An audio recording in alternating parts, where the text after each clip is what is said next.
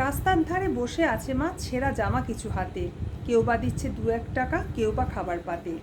কেউ বা তাকে দিচ্ছে গালি, কেউ বা করছে দয়া। কারো বা কপালে চিন্তার ভাঁজ, কারো বা মনেতে মায়া। সেই মায়েরও এক গল্প ছিল, ছিল যে এক বাড়ি, একরত্তি মেয়েকে নিয়ে তার সারাদিন হুড়োহুড়ি। শ্বশুর শাশুড়ি ননদ দেওর সঙ্গে ছিল যে বর, সারাদিন শুধু ফাই ফরমাস, কাজে নাই অবসর। সেই মায়েরও যে শরীর খারাপ হতে পারে কোনো দিন। ছোট্ট মেয়ের বড় বায়না সামলানো হতো বড় কঠিন। সব রাগ আর সব দুঃখ পড়ল মেয়ের ঘাড়ে। 2-1 ঘা সজোরে মারল, সেও কাঁদল চুপিসারে।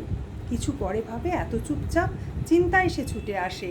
মেয়ে পড়ে আছে উপুর হয়ে, রক্তে যে যায় ভেসে। সব চেষ্টা বিফল করে মেয়ে হলো শেষে লাশ। শূন্য কোলে ফিরল ঘরে, শেষ করে সব আশ।